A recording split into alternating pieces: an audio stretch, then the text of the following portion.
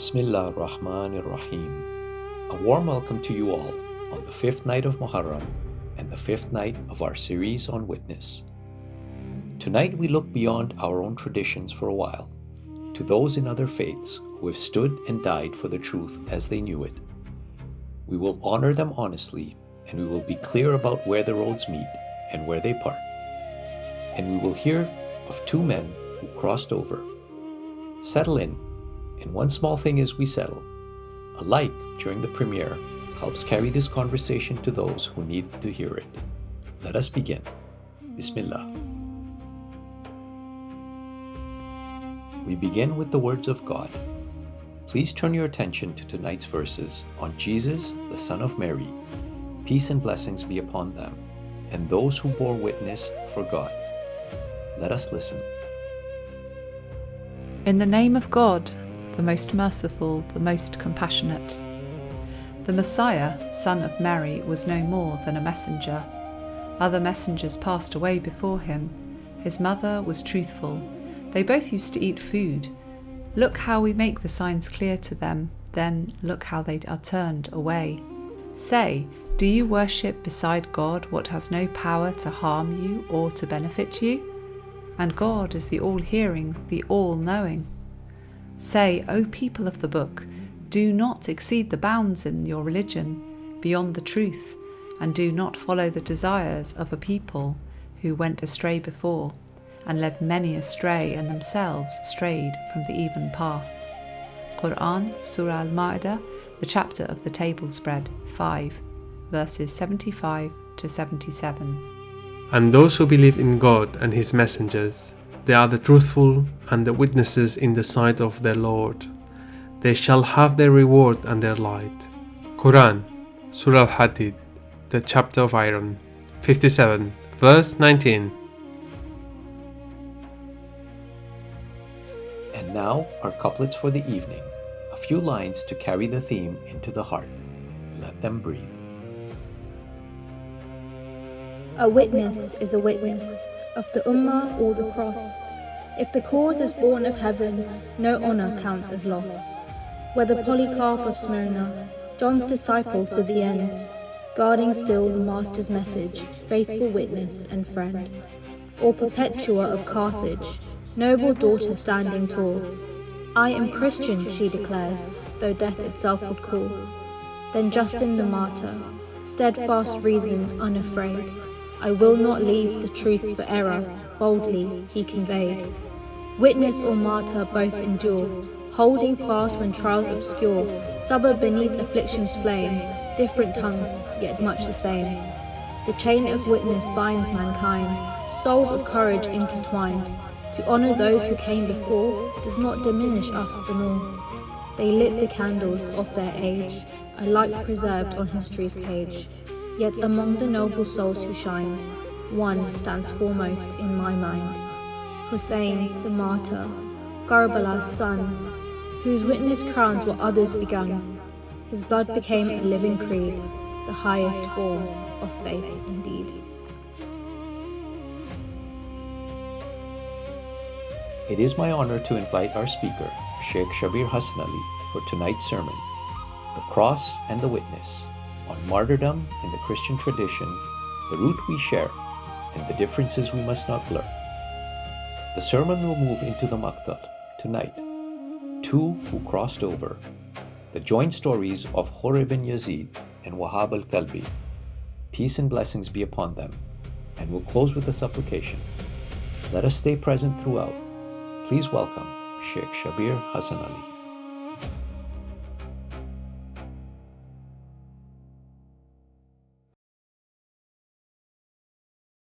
Okay, so I think it's good we start with Surah Al-Fatiha. Bismillah ar-Rahman ar-Rahim, alhamdulillah rabbil alameen, ar-Rahman ar-Rahim, maliki yawmiddin, iyaka na'budu wa iyaka nasta'een, ihdina as-sirata al-mustaqim, sirata alladhina an'amta alayhim, ghayri al-maghdubi alayhim wa lad-dallin. Sadaqallahu al-aliyyul azim. أعوذ بالله السميع العليم من الشيطان اللعين الرجيم بسم الله الرحمن الرحيم الحمد لله رب العالمين وصلى الله على سيدنا محمد وعلى آل بيته الطيبين الطاهرين ولعن الله على أعدائهم أجمعين من الأولين والآخرين آمين يا رب العالمين. السلام عليك يا أبا عبد الله وعلى الأرواح التي حلت بفنائك. عليكم منا جميعا سلام الله أبدا ما بقينا وبقي الليل والنهار، ولا جعله الله آخر الأحد من أحد منا لزيارتكم. السلام على الحسين وعلى علي بن الحسين وعلى أولاد الحسين وعلى أصحاب الحسين. Peace be upon you, O Abu Abdullah, and upon the souls who have gathered in your courtyard. Upon you from us all is the peace of God forever, for as long as we remain and as long as the night and day endure. And may God never make this our last pledge to visit you. Peace be upon Hussein, and upon Ali the son of Hussein, and upon the children of Hussein, and upon the companions of Hussein. Assalamu alaikum wa rahmatullah. So we've had 4 nights of foundation. On the first night, we recovered a word. Martyr does not mean victim. Rather, it means witness. We returned to Abel, or Habil, peace and blessings be upon him, and read his 2 sentences as given to us in the Quran. I will not stretch out my hand to kill you. I fear God, the Lord of all creation. The first refusal and the first testimony. On the second night, we went deeper than Abel, to the covenant before the body, the moment every soul was asked, again from the Quran, am I not your Lord? And all the souls answered, yes, we bear witness. We trace that covenant through the prophets, Noah, Abraham, John the Baptist, Zachariah, and Jesus, son of Mary, peace and blessings be upon them all, until it reached Prophet Muhammad, peace and blessings be upon his family, and his family and his righteous companions, and his grandson on a plain in Iraq. On the third night, Shaheed Ayatollah Mutahari, may God rest his pure soul, gave us the theology, 5 kinds of death, only one of which is not death at all. We placed Imam Husayn, peace and blessings be upon him, in the 5th category, the conscious, knowing, sacred giving of life, and we said, between the 3rd and the 5th category, between the victim and the witness, is everything. On the 4th night, we heard Imam Husayn's own voice in Mina, diagnosing the silence of the scholars and the elites. 3 reasons men go quiet: fear, comfort, and the slow narrowing of moral vision. And the cure? Shahada of the tongue is cheap. Shahada of the life is the only kind that matters. Tonight, we step outside the family of the Prophet, peace and blessings be upon them, and we listen with care to a witness in another tongue. We trace the same word through another language, and we visit men and women who, in another tradition, in another century, in another empire, performed acts of testimony and witness that the Greek and the Latin and the Arabic all describe with the same root. They bore witness with their lives. And we ask the question this night that we really must answer. Can we honor what is true in another tradition without diminishing what is true in our own?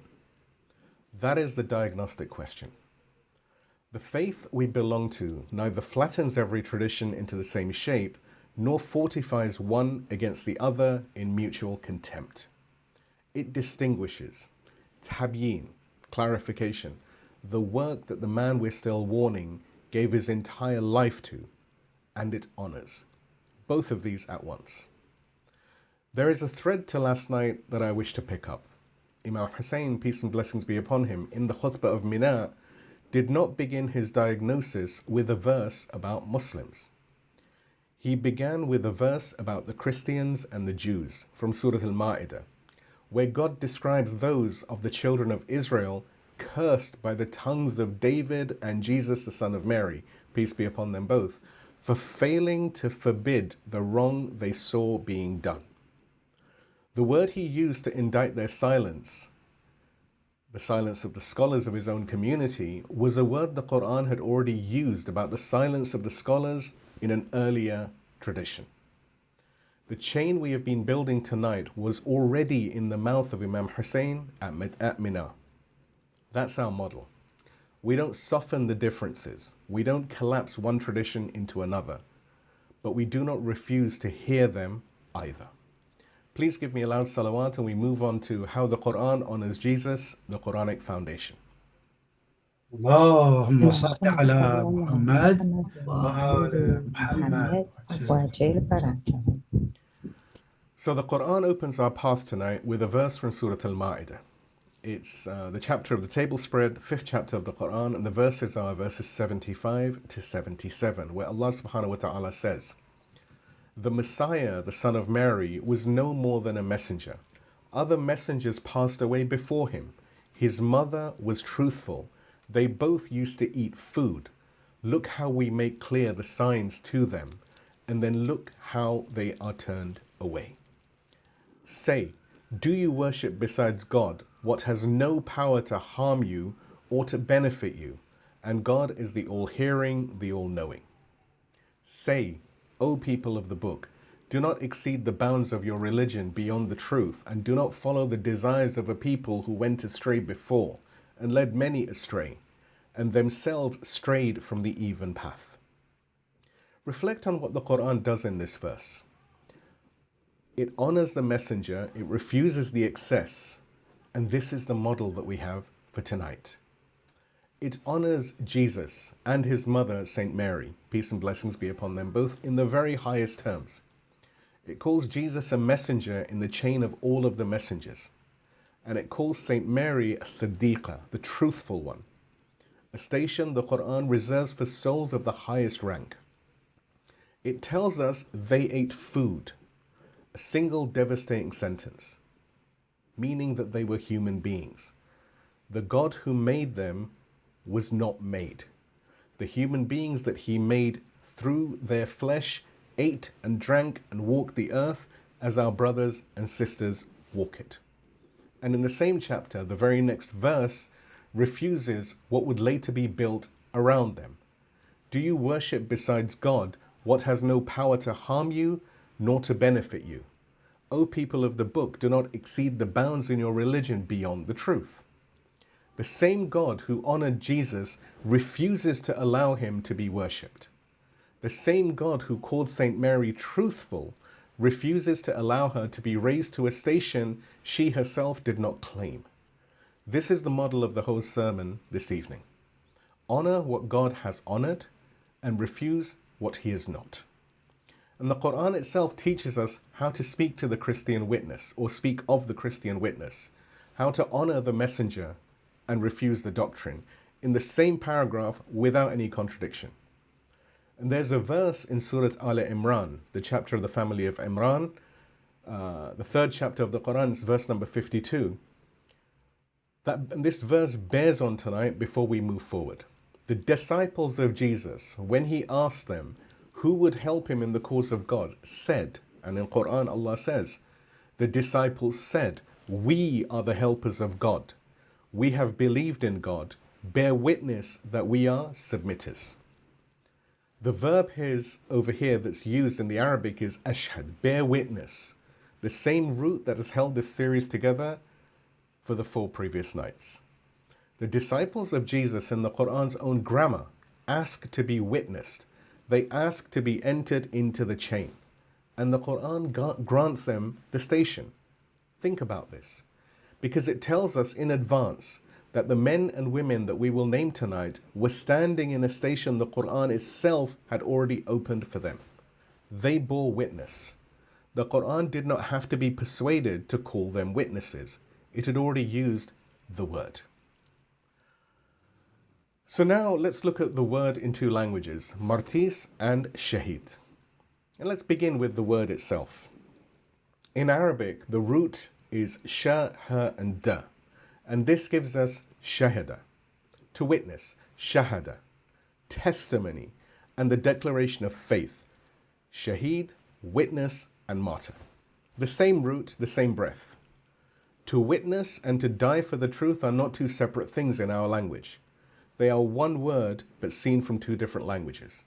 In Greek, the language of the early Christian Mediterranean, the same work is done by another word, martis. It means witness. The trajectory is exact. Martis, the witness who testifies in court, became martyr, the witness who testifies with their life. The same trajectory the Arabic root traveled. The same trajectory the Latin testis and testimonium traveled in the Roman language of the same age. This is not a parallel that has to be defended. It is a fact of grammar and history. Three of the great Mediterranean languages of late antiquity, Arabic, Greek, and Latin, all reach the same destination, the one who tells the truth in court when the cost is everything. And they reached it independently. The word followed the act. The modern comparative scholar David Cook of Rice University opens his comparative study of Islamic martyrdom, which is something I would recommend people read, it's quite interesting, with the observation that the same shape repeats across every tradition that has ever met God. He writes, martyrdom means witness. Witness is the most powerful form of advertisement because it communicates personal credibility and experience to an audience. Therefore, it is not surprising that the world's missionary religions have developed the art of the promotional martyrdom into a process that is identifiable and fairly constant through different faiths. The references, like always, are in the write-up. The shape is constant. The languages differ, but the act does not. But our own Hausa has gone deeper than the academic argument, and we should hear from our own house before we let any Western voice, however careful, have the last word. Allama Sayyid Muhammad Hussain Tabatabai, may God rest his pure soul, in his monumental work Tafsir al-Mizan, in his commentary on the verse that we read on night 1. This is the verse from Surah Al-Hadid, the chapter of Ayin, 57th chapter of the Quran, verse 19, where Allah subhanahu wa ta'ala says, and those who believed in God and his messengers, they are the truthful and the witnesses in the sight of their Lord. They shall have their reward and their light. Preserves two traditions. Allama preserves two traditions that reach into the heart of this question. The first comes from Prophet Muhammad, peace and blessings be upon him, his family and righteous companions, narrated by Hurr ibn Yazid. And that tradition says, the faithful of my nation are witnesses. And you can find the references in the write-up. The faithful of my nation are witnesses. And of course, the word he uses is Shahada. Mu'minun ummati Shahada. He does not say some of them. He uses the plural, Shuhada, and he applies it without any qualification to every soul who has believed. And the second tradition is more direct still, and it's preserved in one of the oldest Imami commentaries that we have on the Quran, titled Tafsir al-Ayyashi. And the narrator is a companion or an associate of Imam al-Sadiq called Manhal al-Qassab. And he came to Imam al-Sadiq one time with a very particular request. The references, of course, are in the write-up. He said, the hadith reads, I said to Abu Abdullah, meaning Imam al-Sadiq, peace and blessings be upon him, pray to God to grant me martyrdom, Shahada. And Imam Sadiq, he replied, the faithful one is already a witness, already a shaheed. And he recited the verse that we've just quoted. Think about this exchange. Sit with it for a moment. The man asks for martyrdom for the death of the witness on the field. And the Imam, peace and blessings be upon him, does not refuse the prayer. He does something far more precise. He corrects the grammar. He says, the faithful one is already a witness. The station you are praying for is the station that you're already in. The witness in the courtroom and the martyr in the battlefield are the same word, and you've already said the word. This is our own tradition's answer to the linguistic question, and it's much older than David Cook. The witness and the martyr were never two stations. They were one station seen from two ends of a single life. The Imam knew it before any Greek-speaking Christian or any Arabic-speaking Muslim ever sat down to compare notes on their respective vocabularies. The Greek martyrs and the Arabic shaheed are reaching for the same act because the act itself is a singular act. The Imam said so plainly. We say what he said. And tonight we honor three of the early ones, three figures who carried the word martis into the Roman Empire and would not surrender it back. Please give me a salawat and we move on to the first one, Polycarp at the stake in Smyrna, around 155 of the Common Era. اللهم صل على محمد وآل محمد. So Polycarp was an old man. Of course, his name is Polycarp. He was the bishop of Smyrna. a Greek city on the western coast of what we now call Turkey or Turkiye, which was at that time a thriving Roman provincial capital. He is by tradition the last living disciple of John the Apostle, and so he carries in his memory the voice of a man who carried the voice of Jesus. He is in his 87th year. In the year 155 of the Christian calendar or the Common Era, about 520 odd years before Karbala, the Roman proconsul of Asia, a man named Statius Quadratus, demanded that Polycarp swear by the genius of Caesar that he offer a pinch of incense to the imperial cult and curse Jesus. The Roman charge is atheistos, meaning atheism, in the sense of refusing to worship the gods of the state. And of course, the charge is also treason. To refuse the incense is to refuse the empire. When the soldiers came for Polycarp, he does what most of the men in his room would not do. He greets them. He has a meal prepared for them. He asks for an hour of prayer, and the hour stretches to 2. And when he comes out, he is calm. He is brought into the arena, and the proconsul offers him a way out. The proconsul says to him, "Swear by the fortune of Caesar, denounce Christ, and you will go free." Polycarp's reply has been preserved in the Martyrdom of Polycarp, one of the earliest surviving Christian texts after the New Testament. Polycarp said, 86 years I have served him, and he has done me no wrong. How can I blaspheme my king who saved me?" Reflect on the architecture of this beautiful refusal. There's no rage in it. 86 years, he counts them. He has done me no wrong. He gives the verdict on his Lord, not from theology, but from his own experience. He then says, "How can I blaspheme my king who saved me?" The question is rhetorical only because it answers itself. He cannot, and he will not. Not because he is brave, he may well have been afraid, but because his conscience has already been formed over 86 years by a Lord who has done him no wrong. He's burnt at the stake, and a soldier finishes him with a dagger. A man who has served his Lord for 86 years does not blaspheme him to satisfy a Roman magistrate. The pastoral witness, the elder, the bishop, the one whose life has been one long act of service. Listen for what Polycarp's words share with the words of Abel that we recovered on the very first night. "I will not stretch out my hand to kill you, I fear God." And these words of Abel, of course, are in the Quran. And Abel continues, or rather Polycarp then says, "And he has done me no wrong. How can I blaspheme my king?" The grammar is the same. I will not, I fear, I cannot, he has not. The witness states where they stand and why. The empire, Cain in one age, Caesar in another, does the rest. And now we look at Perpetua and Justin, 2 forms in brief. 2 more witnesses from the same period, in a briefer compass, because the form they each anchor is recognizable in our own tradition without elaborate retelling. Firstly, you have Perpetua of Carthage, killed in the arena at the age of 22 in 203 years of the Common Era, under the procurator Hilarius.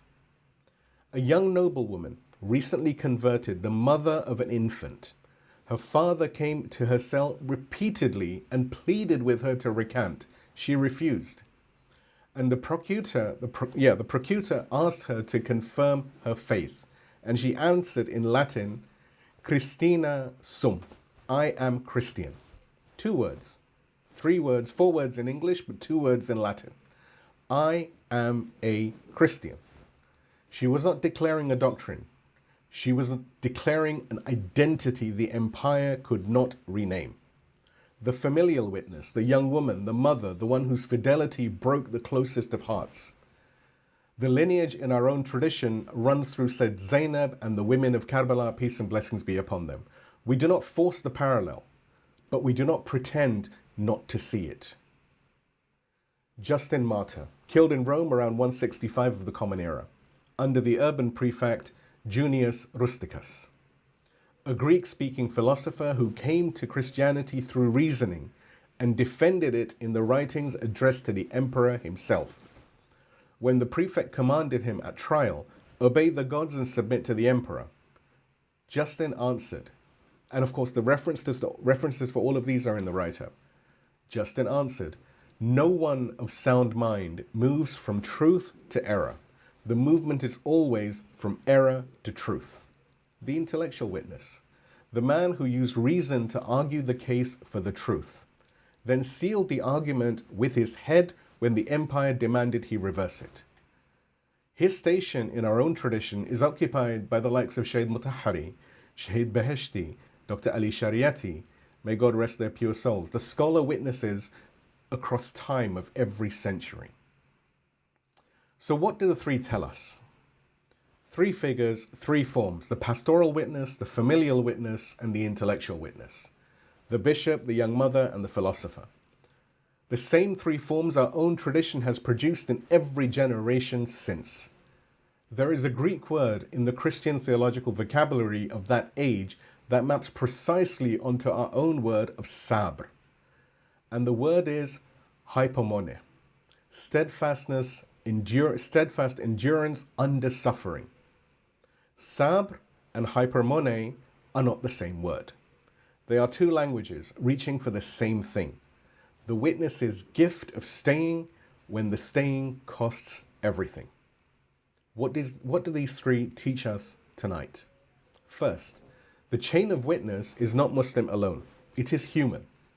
The Lord we worship is not a pariacal Lord. The witness he honors is not the witness of one tribe or of one tongue. Second, the forms of witness are the forms our own tradition has always produced. They are not Christian forms, they are witness forms. Third, and this is the harder lesson, to honor these witnesses is not to diminish our own. The candle of society, in Shaykh Mutahari's metaphor, has been lit in many different ways and in many different places. To say so is not weakness, it is tabyin, it is clarification. And the man who taught us tabyin, Imam Sayyid Ali Khamenei, may God rest his pure soul, in this, the first Muharram since his own martyrdom, used to visit Christian families on the anniversary of the birth of Jesus, peace and blessings be upon him, and may God hasten his return. He was not pretending Christianity was Islam. He was honoring the witness wherever the witness was found. And we will return to him. But first, we have to come to our own century. Please give me a salawat and we move to the next point, which is the cost that did not stop. اللهم صل على محمد اللهم صل على وآل محمد وعجل فرجهم. The early martyrs sealed Christianity into the Roman Empire. By the time of Constantine in the 4th century, the empire that had killed Polycarp was Christian. And we could be forgiven for thinking the cost had ended there. It did not. The 20th and 21st centuries have produced their own Christian witnesses. The names are different, the empires are different. The shape of the test is the same. We'll look at three of them. You've got Jagerstatter in Brandenburg, August 1943. An Austrian peasant farmer from the village of St. Radegund in Upper Austria. A devout Catholic, husband to a wife named Franziska. Father of 3 young daughters. The youngest at that time was still a toddler. By any worldly measure, the man with the greatest reasons to comply. When the Wehrmacht conscription notice arrived in 1943, the conscription from the Nazi party to join the war effort, he refused. He refused to take the loyalty oath to Adolf Hitler. He refused to fight in a war he had decided by his Catholic conscience was unjust. His parish priest urged him to comply. His bishop urged him to comply. His lawyer pleaded with him for the sake of his daughters. His neighbors in St. Radegund, his town, many of whose own sons were already in uniform, could not understand him. He held to the refusal. At his trial in Berlin on the 6th of July 1943, when the military court of the Reich asked him why he would not serve, He answered in language a man with no theology degree and did not need a theology degree in order to find. He said, and this is again referenced in the write-up, he said, "It was impossible for me to be a Catholic and at the same time a National Socialist.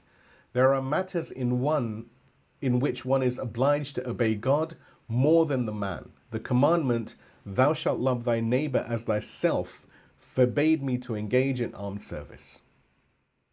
From the cell at the Brandenburg Gordon prison, in the weeks before his execution, he wrote prison letters and a small set of 10 questions. You can get this online. One of them carries the same logic our Imam Husayn, peace and blessings be upon him, carried in Mina. He says, and the references are all in the write-up, is it not more Christian to offer oneself as a victim right away, rather than first have to murder others who certainly have a right to live and want to live, just to prolong one's own life a little while? The conscience of a peasant farmer with 3 small children in language no library was required to write or to read. This is the question every soldier in every army has been asked by his own conscience in every century. Most have refused to hear it. Jagerstatter heard it and he answered it. He was beheaded by guillotine on the 9th of August 1943 at the age of 36. And his final words to the prison chaplain were as follows. He said, "I am completely bound in inner union with the Lord." He was beatified by the Catholic Church in 2007, 58 years late, after the Austrian Catholic establishment had urged him to comply, with the order of the Nazi regime, had spent 2 generations being uncomfortable with the man who witnessed it had failed to recognize in that moment. The theology is not ours, but the architecture of the witness is unmistakable. The peasant who refused to be in the wrong army, the European Christian echo in the 20th century of the captain we will hear of in tonight's Maqtal. And then you have 21 on a beach, Libya, February 2015. A witness in our own lifetime. The lifetime of every adult in this room. Just over 11 years ago. In February 2015, 20 Coptic Christians from Upper Egypt, working as agricultural laborers in Libya, were captured by an offshoot of Daesh, or ISIS. With them was a Ghanaian man named Matthew Ayariga. They were marched to a beach site near Sirte in Libya, dressed in orange jumpsuits, and beheaded on camera as a propaganda video. The video shows their lips moving in prayer. Eyewitness accounts say they were saying the name of Christ or of God. Matthew Ayariga was asked if he was a Christian. He was given a chance to recant, and he is reported to have said, "Their God is my God." And he too was killed with the others. The Coptic Orthodox Church canonized them as martyrs within weeks. I don't need to describe the moments further. The handling of this story belongs to silence and to the discipline of refusing to do for the propagandists what they want us to do. The working class witnesses, the laborers, the men with no theology degrees, no books, no platform, the men who had nothing to recommend them but their fidelity in the last 20 seconds of their lives. They too are part of the same chain. And let it not be said that we looked away. Within 48 hours of the video's release, on the 28th of Bahman, 1393 of the solar calendar, which corresponds to the 17th of February 2015, the Society of Seminary Teachers of Qom, what we call Jam al-Mudarrisin, the highest body, the senior body of the principal Shia seminary in the world, issued a formal condemnation. And they said, you can find the references in the write-up and the actual full text in Farsi.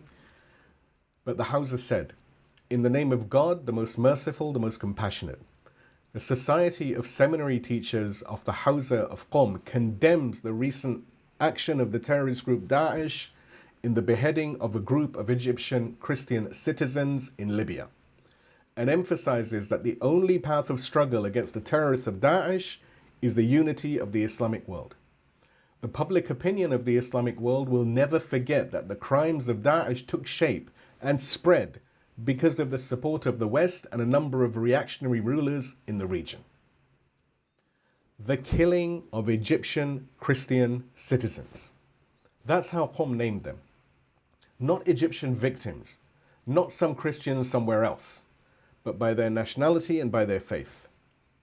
The senior seminary body of the Shia would honor those 21 Coptic men by name and by tradition, 2 days after the world had filed the video into the news cycle, gotten bored and moved on. The comfortable Western media looked away when the same act was performed at a contemporary distance. The Hausa of Qom did not look away, and we in this room follow what they in Qom already said. And next you have Oscar Romero at the altar, March 1980, the third figure. Oscar Romero, the Archbishop of San Salvador in El Salvador, a small Central American country in the 1970s and 1980s that was ruled by a US-backed military junta engaged in a civil war against its own peasant population. Death squads were operating across the countryside, killing priests, cachets, peasant leaders, anyone who organized the poor. Romero in 1977 was politically cautious, chosen as Archbishop because the establishment expected him to remain quiet. Then, in March 1977, his close friend, Father Rutilo Grande, was assassinated by a death squad while driving to celebrate Mass with peasants. Romero went to see the body, and he was changed. And that's the word. From that point until his own death 3 years later, he spoke against the regime weekly, broadcast across El Salvador on the Catholic radio. He named the disappeared. He read the lists of the dead. He told the soldiers week in and week out that they did not have to obey the orders to kill peasants. The homily he delivered on the Sunday before his death, which was he delivered on the 23rd of March 1980, ended with a direct address to the soldiers. He said, and you can again find the references in the write-up, "Brothers, you are from our own people. No soldier is obliged to obey an order against the law of God. In the name of God, then, I beseech you, I beg you, I command you in the name of God, stop the repression." The next day, on the 24th of March 1980, he was celebrating Mass at the chapel of a small hospital in San Salvador. As he raised the chalice to consecrate the wine, a single rifle shot from a death squad gunman parked outside struck him through the heart. He fell at the altar mid-prayer. The bishop killed by empire, the witness who used his pulpit and was killed for it mid-sentence. Now let's have a look and see what these three add to the first three. The cost, of course, has not stopped. It has only changed shape. From the lions of the arena to the prison cell, from the Roman magistrate to the death squad, from the proconsul stake to the propagandist's knife. The empire that demands the incense has many, many faces. It is a permanent fixture of the human story until Jesus and our beloved Imam al-Hujjah, may our souls be their ransom and may God hasten their return, return to settle the account. We name these names not to flatter Christians, but because the truth, even partial truth, must be honored wherever it appears. We refuse to honor it is its own kind of silence, of the very kind Imam Husayn diagnosed at Mina. Imam Husayn did not stay quiet about the witness of David and Jesus, peace and blessings be upon them. He cited them. He used their witness. He honored what God had honored. We do the same. But before we turn to the doctrinal heart of the night, there is a thread we picked up a couple of nights ago. And the empire that killed the 21 on the beach was broken in this world, in part, by a man whose stage on this road was the stage Christian theology has always called love. Please give me a salawat and we move on to the next point, which is a stage on the road, ishq. اللهم صل على محمد وآل محمد. So the men who killed the 21 on the beach are dust. The empire of Daesh that they served was broken within 3 years of that beach. And it was broken in this world in part, in a large part, by the hand of a man we have already met in this series. On night 3, when Shaykh Mutahari, may God rest his pure soul, gave us the 5 kinds of death, we met Haj Qasim Soleimani, may God rest his pure soul, at the beginning of his road. We called that stage by the name the Persian mystical tradition gave it, Talab, the quest. The boy from a village in Kerman, whose father worked with water and as a farmer, and not with books. The question that would not stop asking itself, the candle being formed before anyone knew it was a candle. Tonight we meet him at the next stage of the same road. The Persian mystical tradition names the next stage as ishq, love. Not love as a feeling, love as a station. The station in which the soul stops being a seeker and becomes a lover. There's a book published by Astana Khod Zarazabi, the publishing house of the Shrine of Imam al-Rida, peace and blessings be upon him, which has gathered the testimonies of those who walked beside Haj Qasim in his lifetime and arranged them across 4 stages of the classical Persian mystical road: Talab, Ishq, Ma'rifat, and finally Shahadat. The book is called Our Fortunate Friend, Rafike Khoshbakhte Ma. We will walk this road with Haj Qasim across the rest of the series. Ma'rifat, God willing, on night 7, and Shahadat on night 9. Tonight we're at Ishq. And the book opens its 2nd chapter with a sentence that any Christian saint of the early centuries could well have written. It says, and the reference again is in the write-up, the book says, he knew well that the condition of love is its expression. He would express his love for his companions repeatedly. What is a lover without the expression of his love? Of his dearest brother in the field, Husayn, the son of Hamadani, may God rest his pure soul, who fell defending the shrine of Sayyid Zainab, he said, my breath is bound to your breath. This is the stage of ishq, love that must be expressed. And the loop closes here with what we have been saying tonight. Haj Qasim's title in the years before his martyrdom, the title our community used about him, was different from his official rank. He was known as the commander of the protection of the pilgrims of Arba'in. The procession of millions of pilgrims who walk every year from Najaf to Karbala was for him the work of his love. He guarded the road to Karbala, and the army that came to hunt the pilgrims of Imam Husayn on that road was the same army that beheaded the 21 on a beach in Libya. The book records the story told by an Iraqi tribal leader. Daesh fighters had moved to take Iranian pilgrims hostage on the road to Karbala. Haj Qasim was in a meeting when the message reached him. He left in the same suit he was wearing. There was no time to change. He took 20 of his elite men and intercepted Daesh in the desert. The engagement was brief, the outcome decisive. And Haj Qasim, still in his civilian clothing, turned to the captured fighter and he said, and the reference is in the write-up, as you can see, my clothes are not for war. Woe to you if my leader, Sayyid Ali, ordered me to wear my military uniform. The danger to you is not what I am wearing, Haj Qasim is saying. The danger is what my leader can ask me to wear at any moment. This is wilaya in clothing. The uniform of a soldier of God is whatever the Imam of the time tells him to put on. A few months earlier, in September 2017, the 40th day commemoration of one of the Mudafa'an Haram, the defenders of the holy shrines, and we will come to him in a later session, Haj Qasim made a vow. In less than 3 months, the end of Daesh and the Daesh governance on earth will be announced. Within 3 months, by December of that same year, the territorial caliphate, so-called, of Daesh had collapsed. The vow had been kept. This is ishq, love that does not stay in the heart, love that expresses itself in the protection of pilgrims, in the road to Karbala kept open, in the breaking of the empire that thought it could kill 21 Coptic Christians on a beach in Libya without any reckoning. The reckoning came. The lover whose breath was bound to Imam Husayn's breath could not let the lovers of Imam al-Husayn, be they Muslim or Christian, be hunted on the road to go to him. We're going to meet him again at Ma'rifah on night 7 and at Shahada in night 9. I'm deliberately not translating these terms because they'll become clear on the relevant nights. Tonight is the stage of love.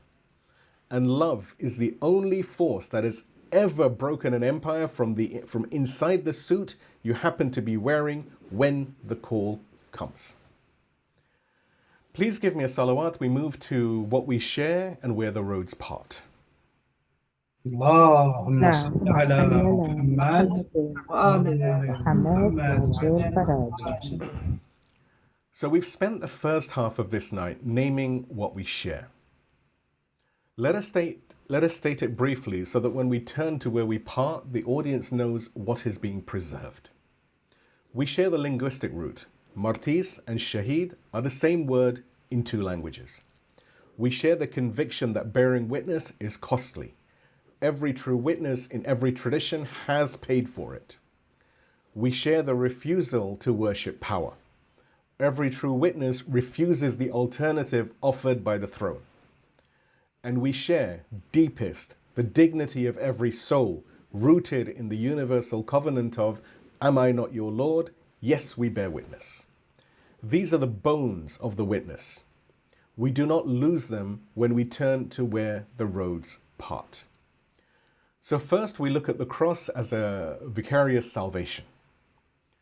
Christian theology in its dominant form holds that Christ's death on the cross atones for the sins of humanity. That one death pays the price of many. The Quran does not teach this. The verse that closes the door on it appears 5 times across the Quran. No bearer of burdens shall bear the burden of another. This version is from Surah Al-An'am, the chapter of the cattle, 6th chapter of the Quran, it's verse number 164. But there are 5 repetitions for a doctrine that our Lord wants us to understand at 5 different angles. Every soul stands before God on its own account. There is no death that in being undergone by one settles the ledger of many. This means, and this is very important, this means that our martyrs do not atone for us. Rather, they bear witness to us. Their light illuminates our path. It does not substitute for our journey. When we stand at the grave of Imam Husayn, peace and blessings be upon him, we are not in the presence of a man who has paid our debt. We are in the presence of a man who has shown us the road and who waits to see whether we will walk it ourselves. In the dominant Christian frame, the supreme martyr saves the believer through his death. In the Islamic frame, the supreme witness, Imam al-Husayn, calls the believer to become a witness in turn. The candle does not relieve us of the duty to burn. It shows us how to burn. The flame is contiguous. It is not transferable. And now we look at the inherited guilt and the soundness of the fitrah. The second divergence is the doctrine of original sin, that we are born under the burden of Adam's fall, and that the cross is the answer to that inheritance. The Quran does not teach this. The covenant we covered on night 2, the covenant from Surah Al-A'raf, where God says, am I not your Lord, implies the exact opposite. Every soul testifies for itself before any guilt and before any inheritance. The fitrah, the original disposition of the soul, is sound. In Quran, Surah Al-Rum, the chapter of the Romans, 30th chapter of the Quran, verse number 30, Allah subhanahu wa ta'ala tells us, set your face toward the religion in natural devotion. The nature made by God in which He has made mankind, there is no altering of God's creation.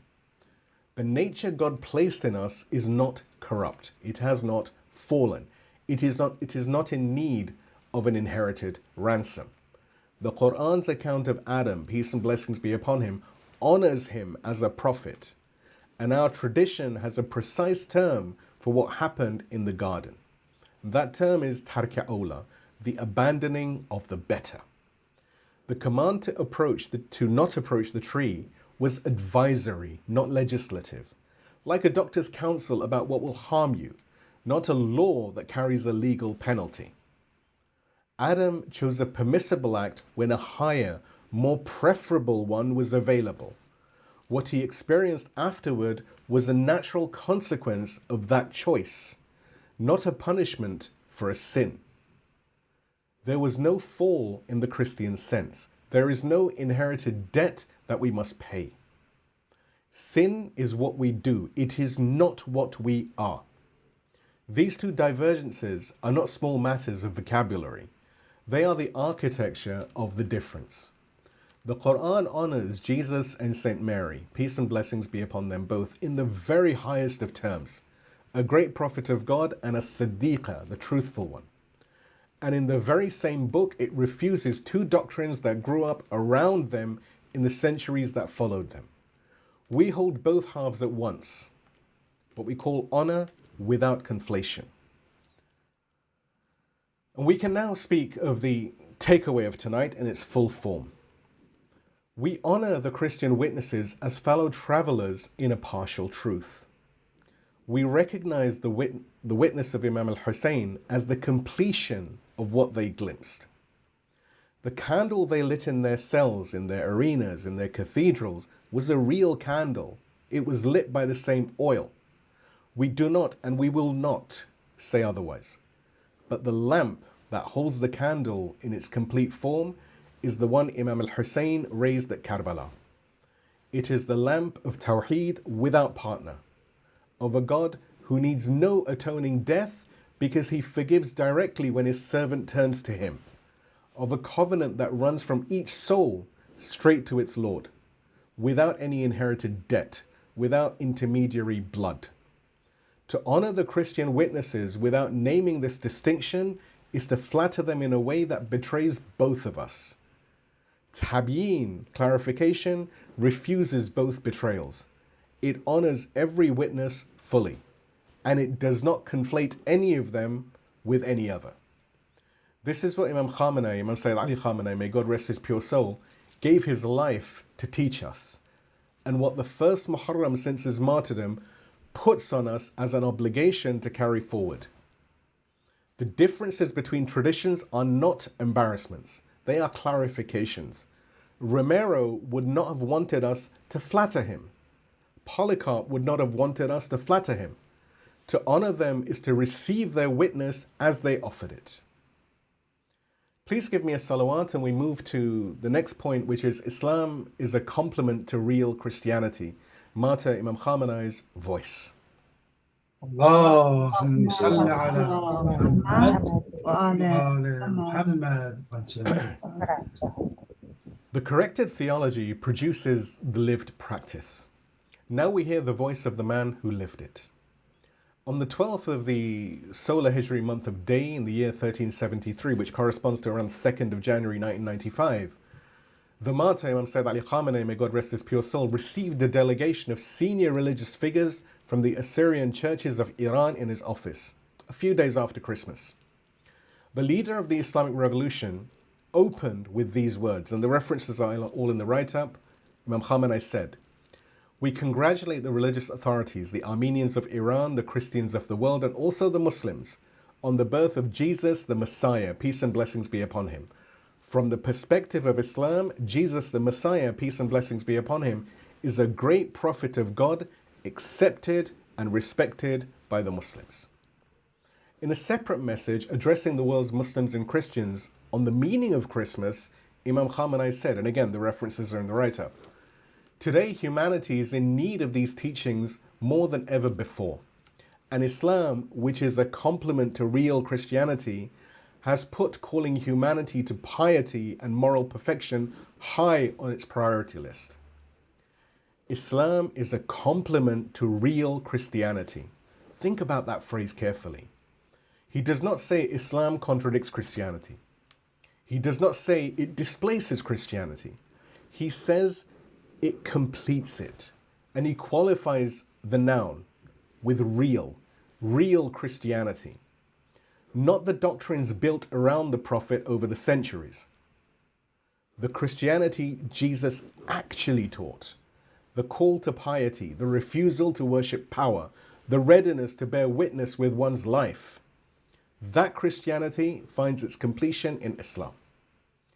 Honor without conflation in 5 words. A complement to real Christianity. The witnesses that we have named tonight were standing in real Christianity in the part our Imam said our Islam completes. They were not strangers to the path that runs from Abel to Imam Husayn. They were on a section of it. Now let's have a look at what happened at the St. Sarkis Cathedral in Tehran, where the caravan carried a Christian brother. But before that, please give me a loud salawat. اللهم صل على محمد وآل محمد. So the doctrine that produces the practice. The practice that lives the doctrine. On the 7th of February 1997, the Al-Quds Day March passed through Tehran, the Al-Quds Day, of course, for Jerusalem. After the march was over, a crowd of Muslim youth, without instruction from any authority, entirely of their own initiative, moved across the city to the St. Sarkis Cathedral, the seat of the Assyrian Christian community in Iran, in Tehran. A funeral was being held there for a man named Robert Lazar, an Iranian Assyrian Christian who had been martyred in the final year of the Iran-Iraq war, the 8-year war. The Muslim youth who had marched for Palestine that morning carried his coffin into the cathedral. His brother, who was present, recounted what happened, and the reference, of course, is in the write-up. His brother said, "The funeral was strangely and remarkably massive. It was divine. Inside St. Sarkis Cathedral, Muslim brothers were gently beating their chests, reciting verses proclaiming that Jesus Christ is the owner of the morning today. There was no distinction between us and them." Sit with that image for a moment. Muslim youth, after the Al-Quds Day March, beating their chests inside an Assyrian cathedral for a Christian brother who fell on the same front as Husayn's caravan, proclaiming in their own latmiyat, in their lamentation poetry, that Jesus Christ is the owner of the morning today. This is not hypothetical. This happened in Tehran in our own time. The Muslim youth did not ask permission. They did what their hearts told them to do. And their hearts had been formed by Imam al-Husayn, peace and blessings be upon him, who taught them that the witness is recognized by the act, not by the ancestry. This is what tabyin looks like when it is not merely spoken, but it is lived. And now the caravan in our own tongue, the Christian martyrs of the sacred defense. Names, each one. We say them tonight because we have not said them often enough. You have Robert Lazar, the Assyrian Iranian Christian, martyred in the Iran-Iraq war, buried at the St. Sarkis Cathedral. You have Razmik Davidian, an Armenian Iranian Christian. From the early days of the revolution, he joined the Islamic Revolution committees alongside his Muslim brothers, and he was martyred in the Sacred Defense, the 8-year war. His testament, his last will and testament, says the following, and you can find it online, and the references are in the write-up. He writes, "Dear compatriots, I sacrificed my life for the freedom of our homeland. Beloved friends, do not mourn my martyrdom, as from the early days of the revolution, my objective was to sacrifice my life for the homeland's freedom. I am honored to wear the uniform of a soldier so that my name will be remembered alongside the name of patriots." This is the 5th kind of death that we discussed on the 3rd night. It's conscious, it's wakeful, it's knowing. He is part of the chain. You then have Vigen Karapetyan and Zurikh Moradian, Armenian martyrs of the sacred defense. Martyr Imam Sayyid Ali Khamenei, may God rest his pure soul, personally visited their families in the years that followed. These are not the only names. More than 220 religious minority youth, Armenian, Assyrian, Zoroastrian, Jewish, were martyred in the 8 years of the war. More than 1,100 were disabled. Almost 50 were taken prisoner of war. They paid in the same currency, in the same war, on the same front. Many lie buried beside their Muslim brothers in the same cemeteries, such as Gulzar al-Shahada and Behesht al-Zahra, amongst others. And every year, until the year he was taken from us, Martyr Imam Khamenei made it his practice to visit the homes of the Armenian and Assyrian martyrs on the anniversary of the birth of Jesus, peace and blessings be upon him. He brought his condolences and the condolences of the Islamic Republic into Christian homes on a Christian feast day for a Christian son. Stories of these visits are collected in a book that's been published in Tehran, Christ on the Night of Power. He went without convoy. He sat in their living rooms and he wept with them. This is what we mean when we speak of honor without conflation. It's not just a theory. It's buried in cemeteries that we know. It is in the hands of every Muslim youth who on the 7th of February 1997 beat their chest inside an Assyrian cathedral and said, Jesus Christ is the owner of mourning today. They are not in addition to our caravan. They are of it. And one more name before we close. Shireen Abu Akleh, Palestinian Christian journalist. On the 11th of May 2022, she was shot in the head wearing a clearly marked press helmet by a sniper from the occupying army of the Zionist regime while reporting on a raid in the Jenin refugee camp in Palestine. Her funeral was carried by Muslim and Christian Palestinians together. The same regime sent its police to attack the pallbearers and to beat them with clubs. The chain extends. It's still being added to. And the pact that we make tonight. We've traveled a long way tonight, and the pact will not be a single thing, because the audience tonight is not a single thing. There are 3 doors. Take the door that fits where you are. If this material is new to you, find one Christian witness whose name you do not know yet. Read their story. Let them ask of you what they asked of their own community. Would you have stayed in the room or fled it? Then bring the same question back to your own house and ask it of yourself before Imam Husayn. If your mind tonight is sharpened by the doctrinal cut, take one of the divergences named tonight, vicarious atonement, inherited guilt. Choose one. Study it carefully, not to argue with anyone, but to know. If the names of the religious minority martyrs from Sacred Defense stayed in the room, find their names. Robert Lazar, Razmik Davidian, Vijen Karpetian, Zurik Moradian, and the more than 220 others. Speak their names this week when you say the martyrs. Whichever door you walk through it. The point of the pact is not which door. The point of the pact is to choose.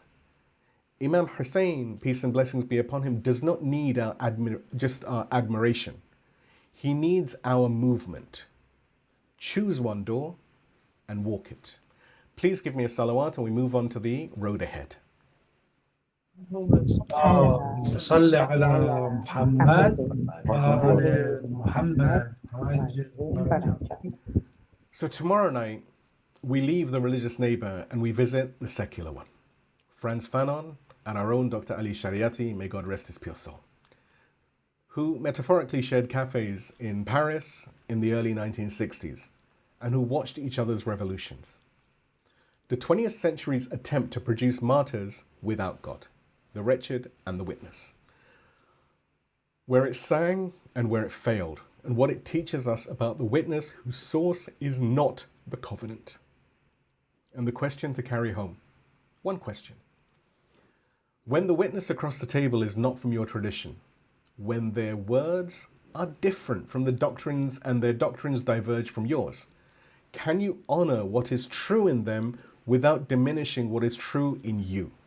Or do you, like the sectarian on either side, find yourself reaching for diminishment in order to feel safe? Imam Husayn, peace and blessings be upon him, never reached for diminishment. The khutbah of Mina is an indictment of corruption. It is not a denigration of Jew or Christian. The proof of tabyin is whether the lamp gives off enough light that a stranger can come closer, and distinctly enough that the lamp can still be recognized. And now we look at two who crossed over. We now give the rest of this time to the one who has never left us. The voice that you're about to hear speaks from behind the veils of occultation. And tonight he speaks for two witnesses, not just one. The first is a captain in the wrong army, Hurr ibn Yazid al-Riyahi, peace and blessings be upon him, sent by the governor of Kufa to herd Imam Husayn's caravan to Karbala. 1,000 horsemen behind him, a wage, a tribe, a reputation. And there was another man in another tent on the same night who was offered the governorship of Rey, which is modern-day Tehran, if he would lead the army to the killing. That man stayed where he was, and he chose Rey, and he chose the fire. Hurr trembled in the same night, and he chose differently. At dawn, he turned his horse and crossed the open sand and laid his shield upside down in the dust. Imam Husayn looked at him and said, God has accepted your repentance. You are free, as your mother named you free. The second started further away, a Christian, Wahab ibn Abdullah al-Kalbi al-Nasrani, peace and blessings be upon him. He and his mother were Christians of the tribe of Banu Kalb.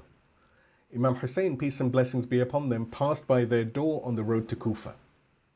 And the mother, who knew from her own life what a prayer of Imam Ali, peace and blessings upon him, once meant for her, pressed her son, go and support the son of Ali. They crossed out of one tradition into the completion of it. They walked with him to Karbala. On the morning of Ashura, Wahab fought. He killed 7 or 8 before he was captured. His head was struck off and hurled into Imam Husayn's camp like a gift from the executioner. His mother took up his sword to follow him into the field. The Imam restrained her and told her that she and her son would be with the Messenger of God in paradise. This is the Christian witness at Karbala, not a parallel, not an analogy, a figure on the same plane. 2 crossings, one out of an army into its opposite, one out of a tradition into its completion. They began at different starting points. They fell at the same destination. And the cross was made not at the time of dying, but at the moment of living. The Imam, may our souls be his ransom, may God hasten his return, comes to us tonight from behind the veil for both of them. Let us listen.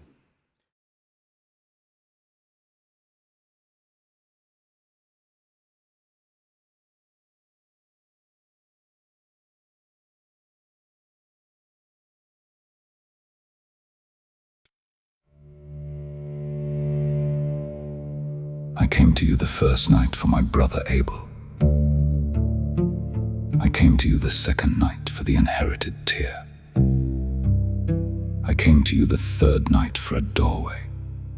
I came to you the fourth night for an ambassador and a city of broken promises. Tonight I come to you for 2 who crossed. One out of an army, one out of a tradition, both into the same morning. My beloved, the sand between the 2 camps is always crossable. I have told you this before. I will tell you again, until the day I am permitted to come and you no longer need to be told.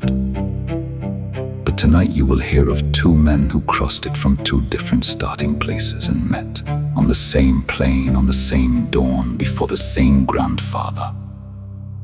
Listen.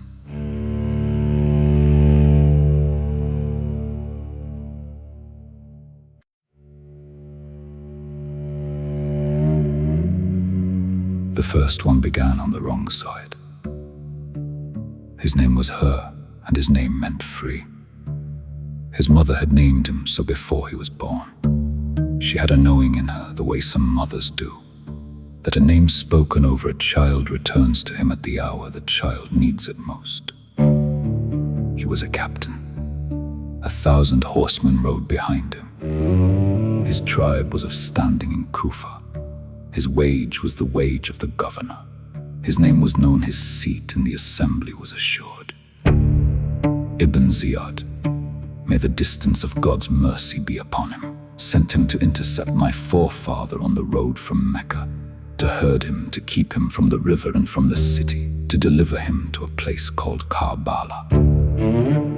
Hurr rode out at the head of his 1,000. The dust rose from the column. He had no quarrel with my grandfather. He was not cruel. He was, in the language of every age that has come since, competent.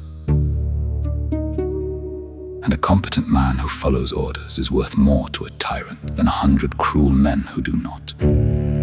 So he came, and he met the caravan. And my forefather, peace and blessings be upon him, did the thing only my forefather would have thought to do. He saw that Hurr's horses were thirsty, and he gave them water. Every horse, every man, every parched throat in the column that had come to herd him, until the soldiers who had come to stop him drank from troughs filled by the hands of the grandson of the messenger of God. And something in Hurr, something that had been sleeping under the weight of a captain's rank, and a governor's coin, and a tribe's expectations, opened one eye.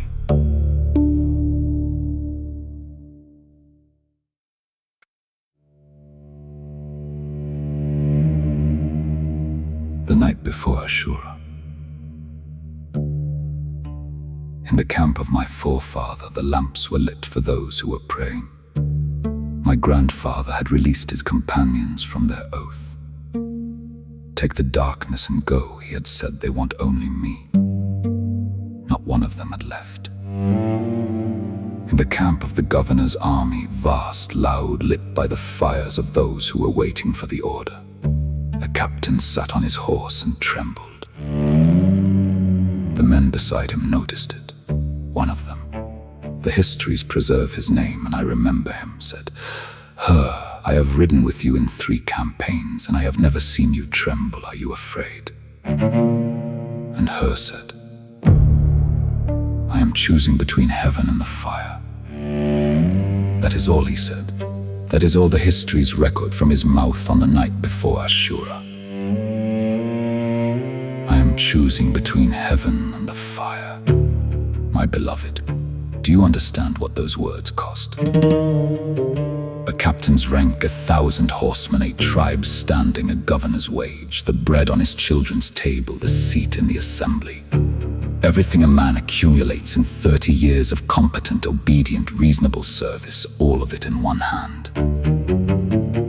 And in the other hand, my forefather, the master of witnesses, with 72 souls beside him, and a river he had not been allowed to drink from, and a morning that was coming.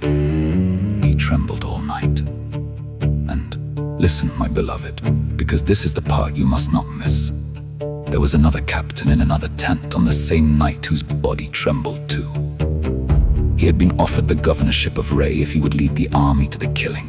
He had wrestled, he had asked his friends, he had composed verses in the dark, weighing paradise against the province he had been promised. I will not say his name tonight. Tonight is not for him. I will only say this. He chose the province. He chose the fire. His trembling did not break the fast of his obedience. Hers did.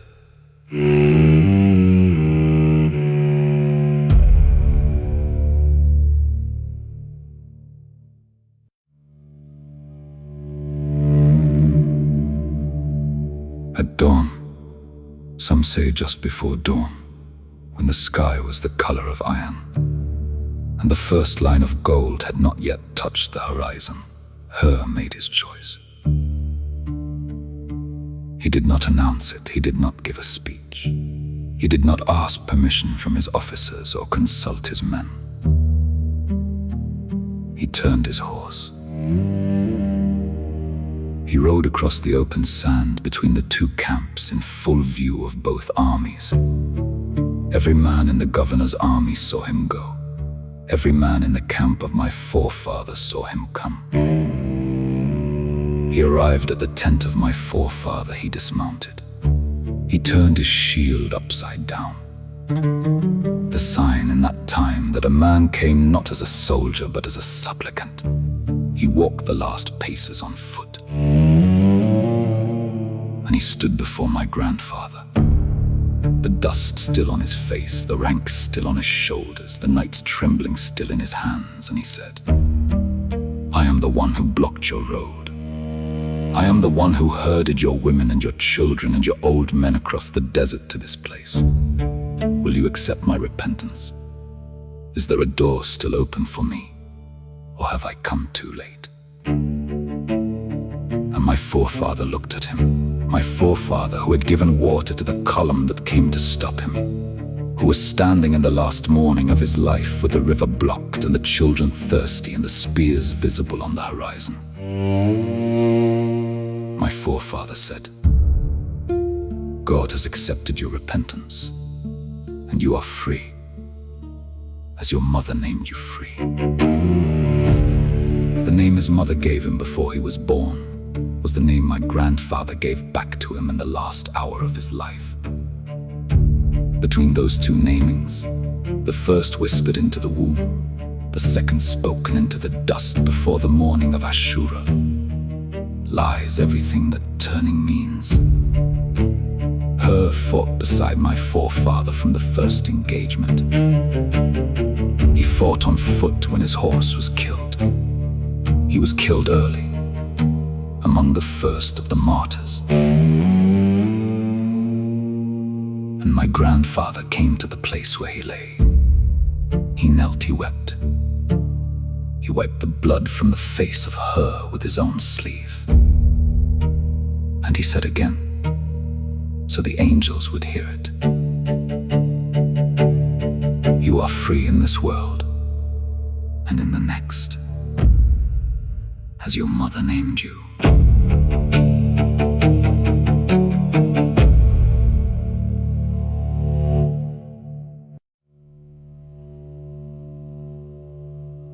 Now I come to you for the second one. He had not been on the wrong side, he had simply been somewhere else.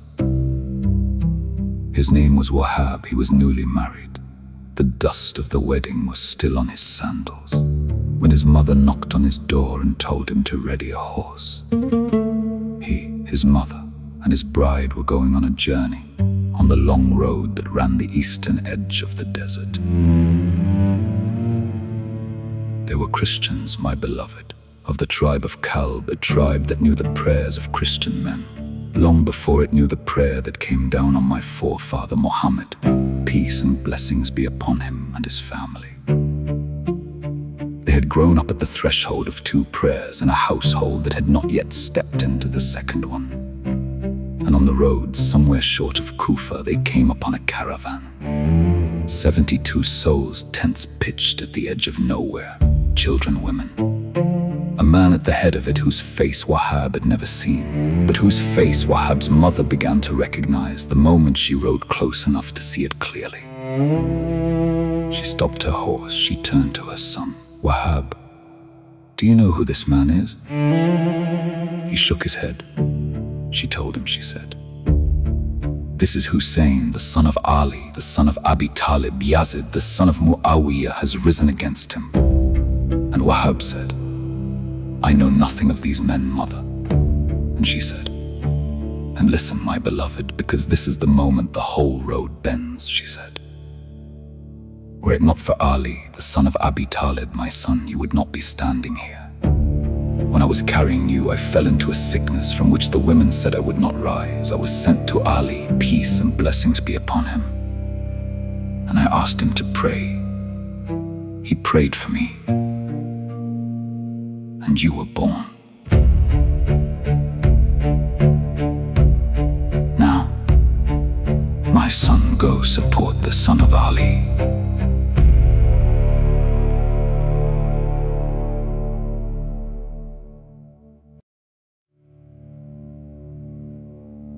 She did not have to say it twice. Wahab rode forward, his mother rode with him, his new bride rode behind them. They met my forefather, they sat at his fire, they ate his bread. by the morning, my beloved, the household of my forefather Muhammad, peace and blessings be upon him and his family, had 3 more souls in it. Wahab, his mother, his bride. They accepted Islam at the hands of my forefather Husayn, peace and blessings be upon him.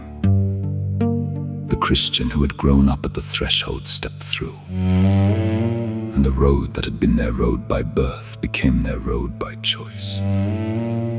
They walked with my forefather to Karbala.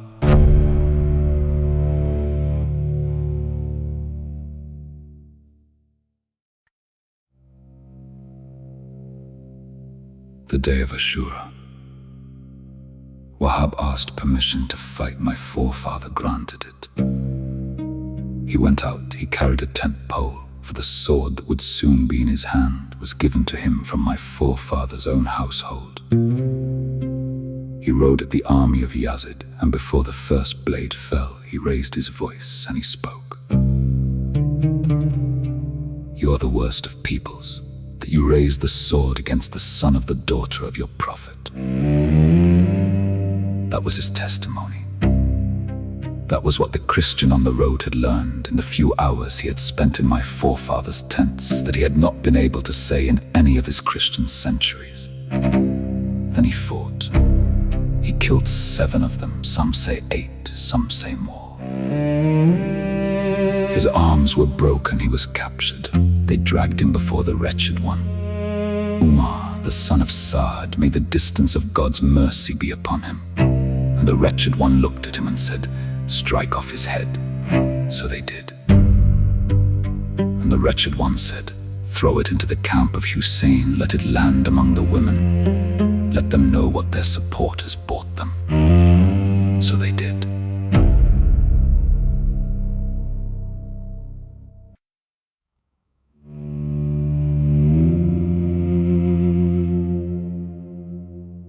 The head of Wahab landed in the courtyard of the tents. His mother saw it. She walked to it, she picked it up. She kissed the brow of her son, and she did not weep, not yet. Some grief comes too quickly for tears, some grief comes too slowly. And some grief, when it lands beside the feet of a woman who has just watched her son become a witness, comes as steadiness. She said, in a voice steady enough to carry across the camp, what we have given we do not take back. And she threw the head with both hands back across the sand toward the army of the wretched. And she said, if I had 20 like him, I would have given them all in support of the son of Fatima. Then she lifted her son's sword from where it had fallen, and she turned toward the field. She meant to follow him into it. And my forefather, peace and blessings be upon him, intercepted her. He took her by the arm, he said, O mother of Wahab, sit down. God has lifted jihad from the women. You and your son will be in the company of my grandfather, the messenger of God, peace and blessings be upon him and his family, in paradise. And she sat with the sword across her lap, and the dust of her son's blood on her hands. She did not move again until the bodies of the household began to come back.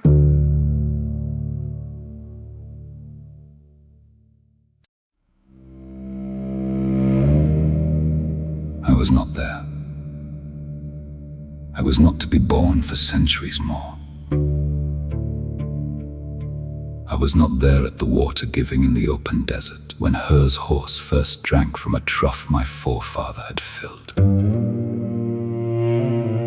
I was not there on the night of the trembling. I was not there in the dawn when Hurr's horse turned, or when his shield was laid upside down in the dust before my grandfather's tent. I was not there in the courtyard of the tents when the head of Wahab landed at his mother's feet. I was not there when she said, what we have given, we do not take back. I was not there when she sat down with the sword across her lap. But I remember. I remember the grain of sand under Hurr's right front hoof in the moment his horse turned. I remember the angle of the shield as he laid it upside down in the dust. I remember the hands of Wahab's mother on the brow of her son. I remember every word, both of them. The captain's words, I am choosing between heaven and the fire, and the mother's words, what we have given, we do not take back. I remember every thread of the loom on which the cloth of that morning was woven, because the loom was placed in the unseen by my Lord, who entrusted me to keep watch over it, until the day I am permitted to come.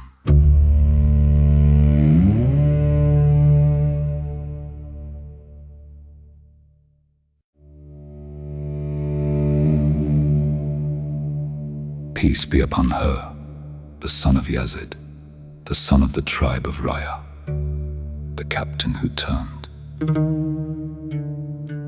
Peace be upon his horse which carried him across the sand and did not refuse.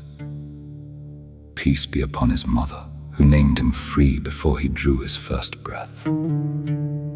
Peace be upon Wahab, the son of Abdullah of the tribe of Kalb, the Christian who crossed. Peace be upon his mother, whose name the chronicles did not preserve, but whose words the chain of witnesses will carry until I am permitted to come. Peace be upon his bride, who rode beside him on the road that took her in her wedding clothes to Karbala. Peace be upon every man and woman in every army of every age, who has sat in the wrong camp and trembled and known what the trembling meant and turned. Peace be upon every soul who has walked in any century, out of one tradition and into the completion of it. And the distance of God's mercy, the long, eternal, unappealable distance. The distance of God's mercy be upon every governor who sent a Hurr to do the work of a Yazid. The distance of God's mercy be upon every other captain who sat in another tent on the same night and chose his ray and the fire. The distance of God's mercy be upon Umar, the son of Sa'ad, who ordered the head of a young Christian struck off and thrown into a camp of women. The distance of God's mercy be upon every system that buys a good man's obedience with bread and calls it loyalty. The distance of God's mercy be upon every age that punishes the turning and rewards the staying. And peace, my beloved, peace upon those who, in our own century, made the same crossing. Peace upon my servant Martyrdom Hurr, peace and blessings be upon him, who left the safety of the study and rode into the open where the bullet found him. Peace upon my servant Beheshti, peace and blessings be upon him, who sat in a room he knew was targeted and did not leave. Peace upon my servant Kazim Soleimani, peace and blessings be upon him, who crossed every sand between every camp in this age and did not turn back, and was given his crossing on the road to the airport in his own city. Peace upon my servant Imam Husayn, peace and blessings be upon him. Peace upon my servant Abu Mahdi al-Muhandis, peace and blessings be upon him. Peace upon my servant Hassan Nasrallah, peace and blessings be upon him, who lived his whole life in the camp of the besieged and did not cross to the camp of the comfortable. Peace upon my servant Ali Khamenei, peace and blessings be upon him, who trembled, and his trembling never once stopped his feet from facing the right direction, until the day his trembling crossed him into the company of his grandfather. Peace upon every Christian who has fallen in our own time on the same road that took Wahab. Robert Lazar, Raznik Davidian, Vigin Karapetian, Zurich Moradian. Peace and blessings be upon them all. Peace upon Shireen Abu Akleh, peace and blessings be upon her, the daughter of Palestine, the journalist of the camp of Jenin, who was killed by the same regime that has killed her Muslim brothers and sisters. peace upon every soul, in any age, who stood at the threshold of 2 prayers and stepped through.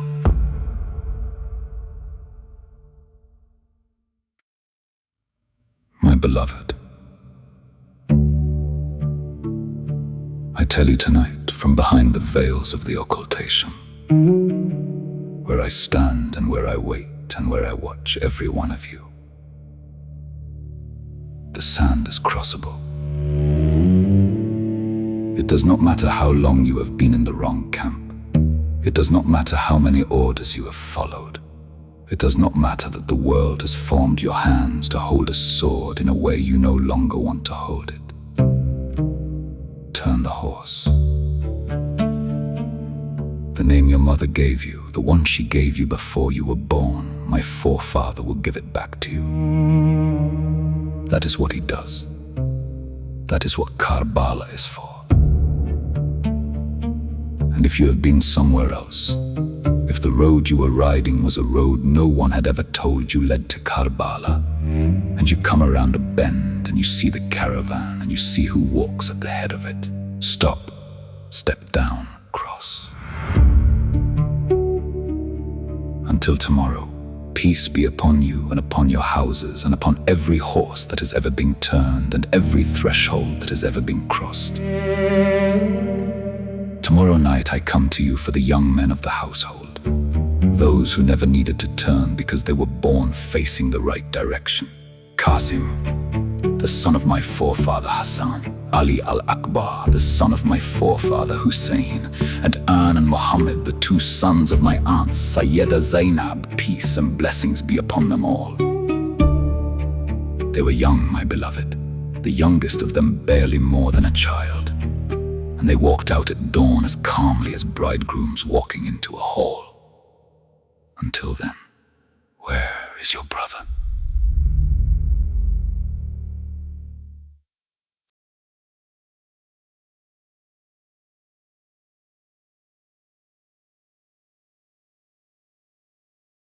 So let us now have a short supplication. Peace be upon Abel, the first witness. Peace be upon every witness and every tongue who refused to bow. Peace be upon Hurr, who turned. Peace be upon Wahab, who crossed. Peace be upon Wahab's mother, who took up the sword when his head came back to camp and was promised by our Imam she would walk with the Prophet of God in paradise. Peace be upon Husayn, the master of every chain. Peace be upon the Imam of our age, who remembers. Peace be upon Martyrdom Hurr in our first Muharram without him. Peace be upon you all, upon your houses, and upon the candle that was lit tonight, and that will not be put out. O God, you who have no beginning and no end, you who created the heavens and the earth and what lies between them, we turn to you tonight at the door of this Muharram, and we have no Lord but you, and no refuge but your door, and no words worthy of you except the ones you yourself have taught us. All praise belongs to you, the praise of those who know you and the praise of those who are still learning to know you. You are the one who sent the prophets, raised the witnesses, and preserved the chain from the first morning of creation until this hour. The flame is yours, the oil is yours, the candle that burnt to light each one of these rooms was yours from the beginning, and the witnesses who lit it were yours. O God, we send our condolences and our congratulations tonight to your beloved, to our beloved Prophet Muhammad, peace and blessings be upon him, his family and righteous companions, on the days of this month. Condolences because his grandson, the master of the youth of paradise, will be slain on a plain in Iraq. And congratulations because the witness he gave has not ended. It will burn until the day you raise him and seat him beside you, and the whole of creation sees what the witnesses always knew. O God, we send our peace tonight to your servant Jesus, the son of Mary. Peace and blessings be upon him, and may you, O our beloved Lord, hasten his return. The great prophet of your book, the one who, in our own tradition, did not die on the cross, but was raised by you into your protection. We send peace upon him as your messenger, neither more nor less than that, as the Quran itself instructs us. And we send peace with him upon his blessed mother, Saint Mary. Peace and blessings be upon her, as-Siddiqah, the truthful. O God, peace be upon those in the tradition of Jesus peace and blessings be upon him, refused to bow when bowing was offered. O God, we send our peace tonight to Hurr ibn Yazid al-Riyahi, the captain who turned. We ask you for every Hurr in this room, every Hurr in this age who has been in the wrong camp and has not yet turned, open the door tomorrow morning before the killing of the day begins, and let them turn their horses, let them cross the sand, and let our grandfather, Imam Husayn, peace and blessings be upon him, give them back the name their mothers gave them. O God, we send our peace tonight to Wahab ibn Abdullah al-Kalbi al-Nasrani, peace and blessings be upon him, the Christian who saw the truth and the justice of the grandson of your messenger, and entered your religion at his hands, and to his mother, peace and blessings be upon her, who pressed him towards the witness on the road, and who, after his head had been hurled into the camp, took up his sword and meant to go. We thank you for letting Wahab's blood mingle on that plain with the blood of Imam al-Husayn, the Christian and the descendant of the Prophet, peace and blessings be upon them all, in the same earth. O God, we send our peace to the Master of the age, the Imam of our age, the proof of your existence upon the earth, the hidden one, the awaited one, the son of Hassan al-Askari, peace and blessings be upon them both. And may you, O our Lord, our sustainer, hasten his return. We know he watches. We know he waits. We ask you to hasten his return. We ask you to make us worthy of it. And until that day, keep us among those who carry the candle he has entrusted to us, and who do not ever set it down. O God, we mark tonight with grief and the obligation it places upon us that this is the first Muharram since the martyrdom of Imam Khamenei. May peace and blessings be upon him. The man who taught us everything and taught us tabyin. The man who visited Christian families on the anniversary of the birth of Jesus, year after year until the year that we lost him. We ask you gather him with the prophets and the witnesses and the chain that runs from Abel through Imam al-Husayn and beyond, and to seat us in the company of those who do not turn back. O God, we send our peace tonight to Imam al-Husayn, peace and blessings be upon him, the master of witnesses, the heir of Adam, the heir of Abraham, the heir of Moses, the heir of Jesus, the heir of Prophet Muhammad, peace and blessings be upon them all, the lamp in whom every candle finds its complete form. Peace be upon you, O Abu Abdullah. Tonight we honored the candles. Tomorrow night we will honor the candles that tried and failed for want of the right oil. And the night after we will turn our faces back to your face. We are coming to you. Hold the door open. O God, we have nowhere to go but to you, and no one to ask but you, and no words that are enough except the words that you have placed on the tongues of your friends. Inna lillah wa inna ilayhi raji'un. We belong to God, and to him we will return. And we repeat your promise, an eternal promise for justice and a warning for the wrongdoers. وَسَيَعْلَمُ الَّذِينَ ظَلَمُوا أَيَّ مُنْقَلَبٍ يَنْقَلِبُونَ. The wrongdoers will soon know at what goal they will end up. And we add from the depth of everything that we have learned tonight, Hasbunallah wa ni'mal wakil. God is sufficient for us, and he is the best of guardians. Amen, O Lord, sustainer of the universes. Amen, O most merciful of the merciful.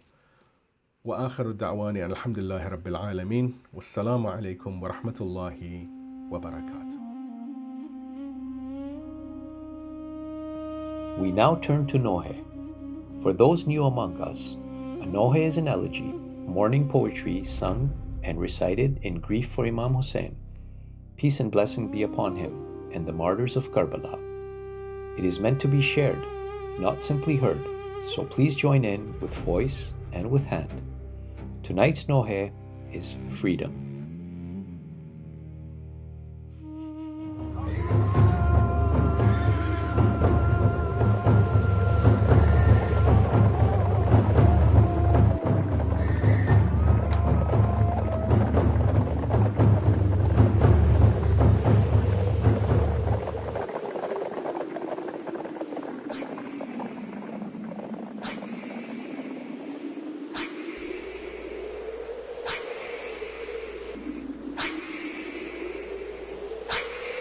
Let me tell you of a tale full of pain and regret, and a warning that we never should forget.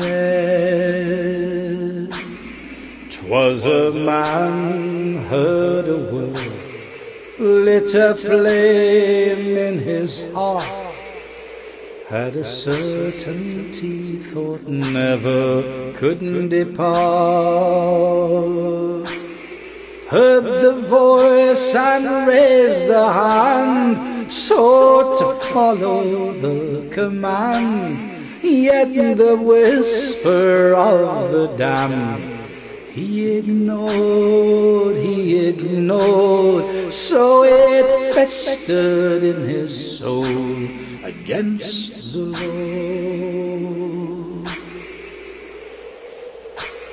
Revel he in his belief, no more pain, no more grief, on a path of gentle mercies and relief. Raised the sword and fought the vile, learned the word, faced the trial, till the holy house knew every inch and mile.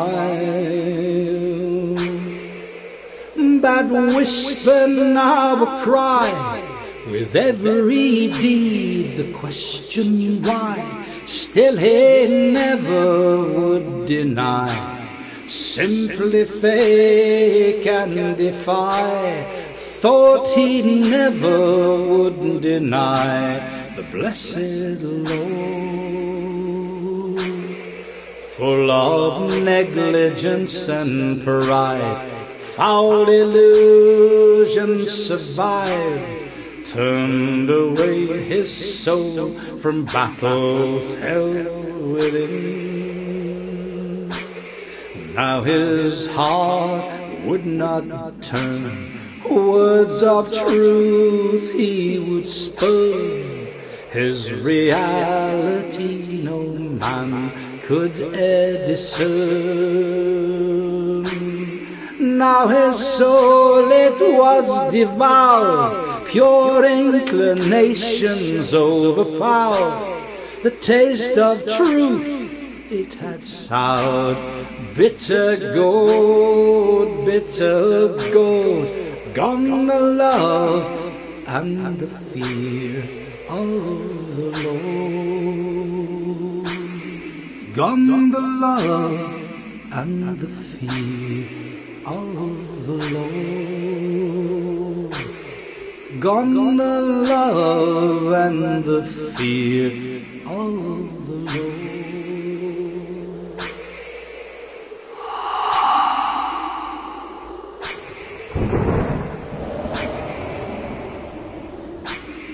On a plain stands a man, all alone,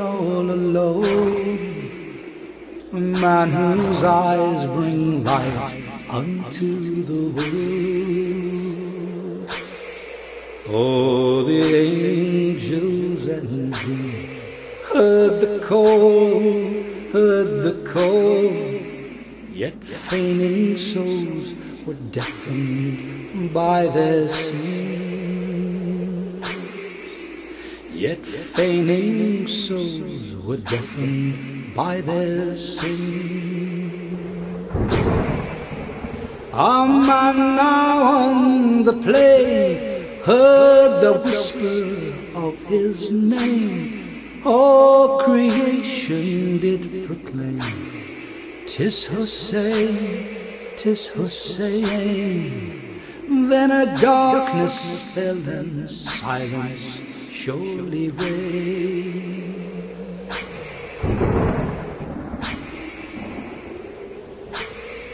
Every ear and every eye saw the face, heard the cry. One such as me can never bow to him.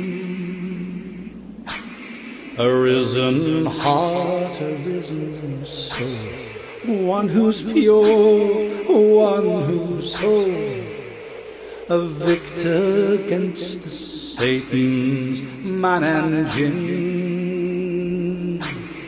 All the men stood on the plain. Would all their lives have been in vain? Would betrayal be their fame?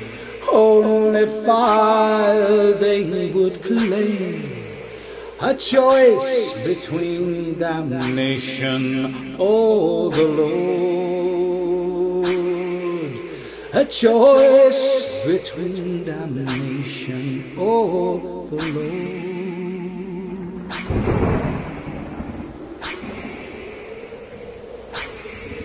On the field, a free one stood, in ruku and in sujud, with the truth of Allah's mercy understood.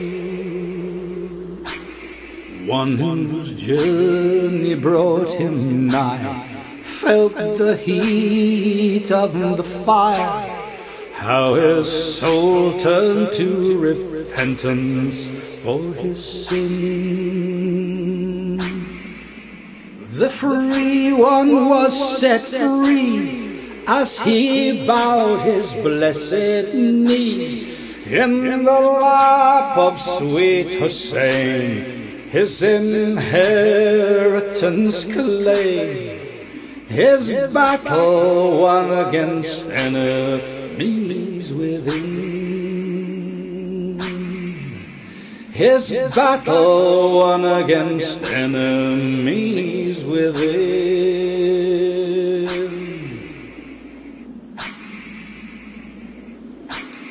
Naught but desolation now, a broken oath, a broken vow. The very sun and moon was lost upon that hour. 'Twas the day of the divine, when every soul will be tried. Is your heart with the of Husayn?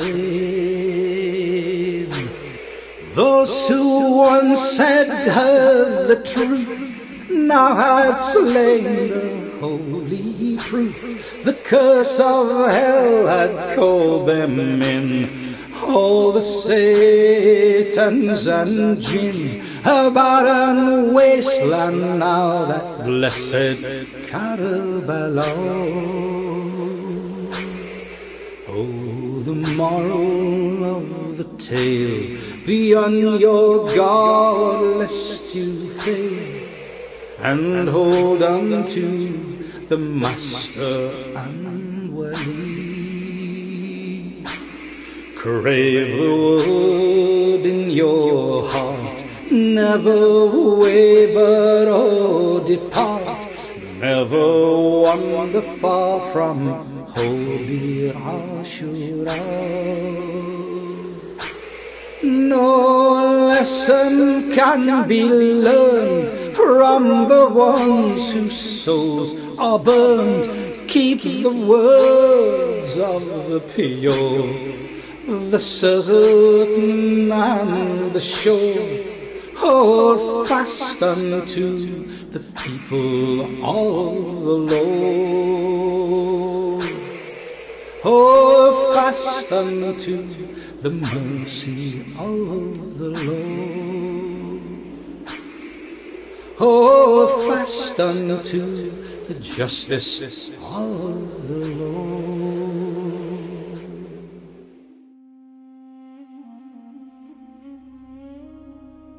And now Ziyarat Ashura. A ziyarah is a greeting across distance. We stand, in heart, at the side of Imam Husayn, peace and blessings be upon him, and renew our pledge to him. Ziyarat Ashura, handed to us from the Ahlul Bayt, peace and blessings be upon them, salutes the witnesses of Ashura and disavows their oppressors. You will hear our poetic English rendering of it, its meaning whole, its words clear. Its disavowal is universal, never sectarian, against all who, like Pharaoh before him and Yazid after, killed the witness of God and called it order. For anyone who would like to understand more of what this Ziyarah is, there is a short companion piece on our website. The link is in the description. Please be still and present.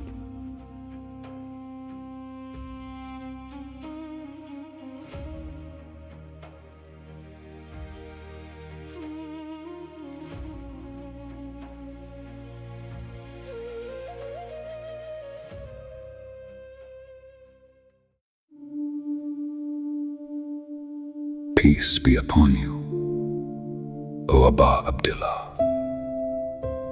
Peace be upon you, O son of the messenger of God. Peace be upon you, O chosen of God and son of his chosen. Peace be upon you, O son of the commander of the faithful. Peace be upon you, O son of Fatima, mistress of the women of all the worlds.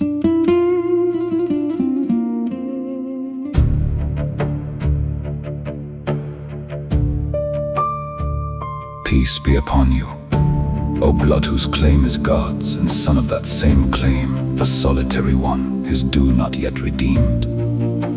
Peace be upon you, and upon the souls that came to rest about you. Upon you all. From us be the peace of God.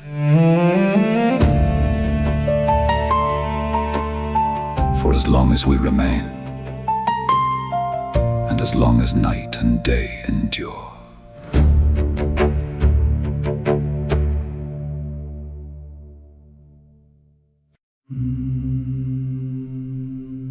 O Abba Abdullah, immense is the calamity and bitter. Great is the wound of your loss upon us and upon all the people of Islam. Great and grievous is your affliction in the heavens upon all who dwell there.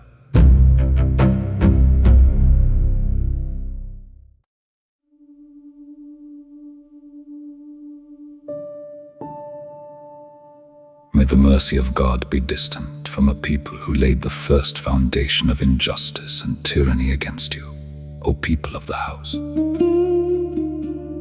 May the mercy of God be distant from a people who drove you from your station and tore you from the ranks in which God himself had placed you. May the mercy of God be distant from a people who killed you, and from those who smoothed their road and gave into their hands the power to make war upon you. We disown them before God and before you, them and their partisans, their followers, their friends.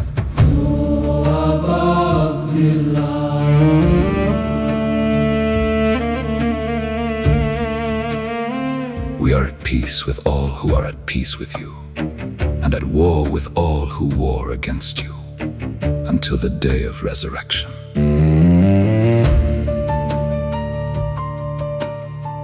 May the mercy of God be distant from the house of Ziyad and the house of Marwan, from the clan of Umayyah, every one of them, from the son of Marjana, from Umar, son of Saad, from Shimr, and from a people who saddled their horses and bridled them and masked their faces to make war upon you.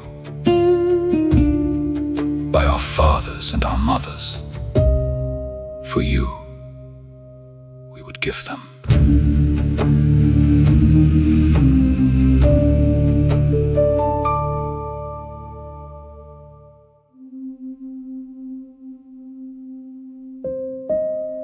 Great is our grief for you, and so we ask of God, who ennobled your station and honored us through you, that he grant us to seek the requital of your blood at the side of an Imam divinely aided, from the household of Muhammad, peace and blessings be upon him and his family.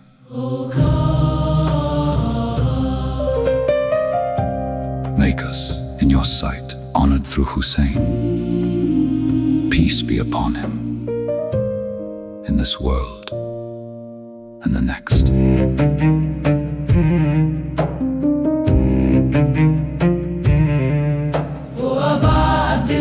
We draw near to God and to his messenger and to the commander of the faithful and to Fatima and to Hassan and to you through our love and loyalty to you, and through our disavowal of the one who fought you and raised against you the standard of war. and of the one who laid the first foundation of injustice and built his house upon it. We disown them before God and before you.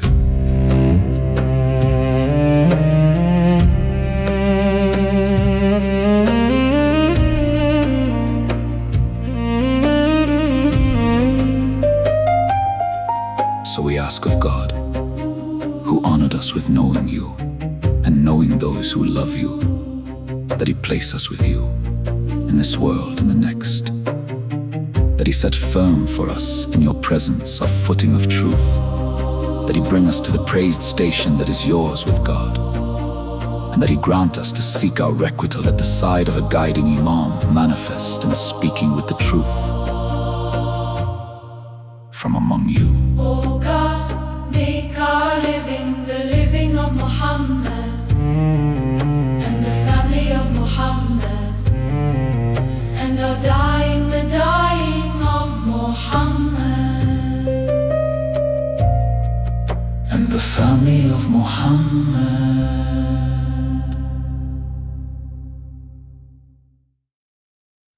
O God,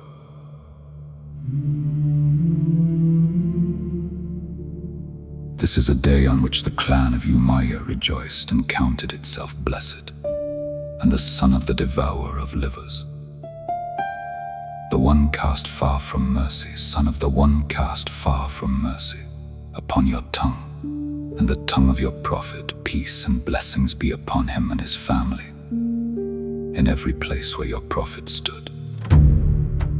O God, let your mercy be far from Abu Sufyan and Muawiyah and Yazid son of Muawiyah upon them from you. Be that exile from mercy for all the ages without end.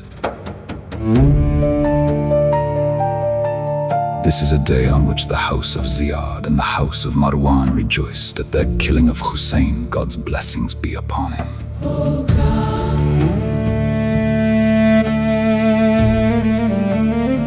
multiply upon them the distance of your mercy and your punishment.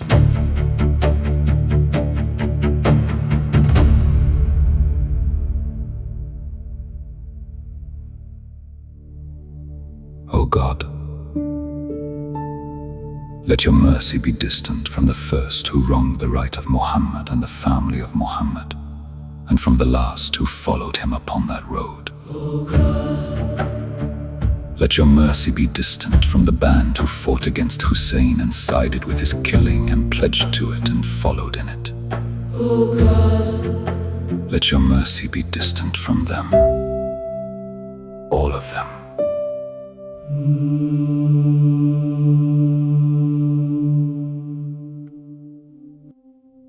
Peace be upon you, O Aba Abdullah, and upon the souls that came to rest about you. Upon you from us be the peace of God, for as long as we remain, and as long as night and day endure.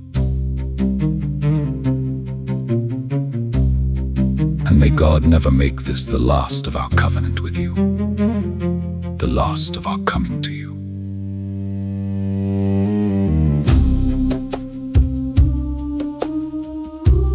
Peace be upon Husayn, and upon Ali son of Husayn, and upon the children of Husayn, and upon the companions of Husayn.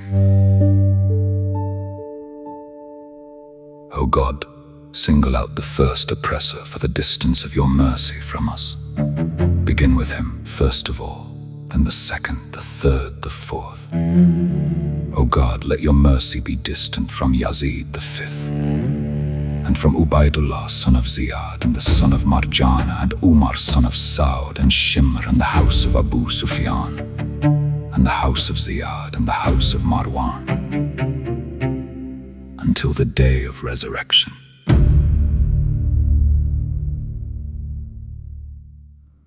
O God,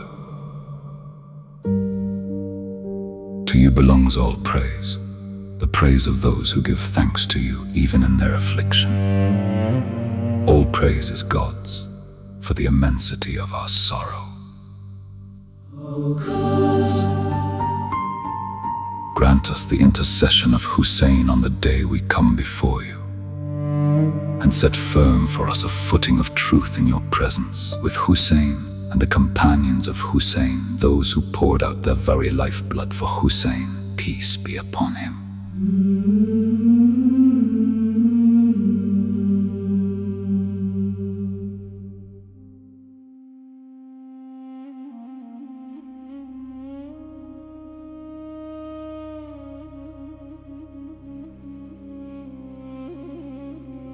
And with that, the fifth night closes. Thank you, all of you, for your presence and your sincerity. And before our closing prayer, a quiet request: subscribe, like, and share so this conversation reaches others who are ready for it. May God accept this gathering, keep us among the truthful witnesses of every age, and teach us to honor the truth wherever it is born. And may He protect and guide our Wali al-Faqih, Imam Sayyid Mujtaba Khamenei. May God protect him until the rising of the Imam of the age. 2 men crossed over tonight, each of them, in the end, going to a brother. So we ask once more, where is your brother? Good night, and may God keep you.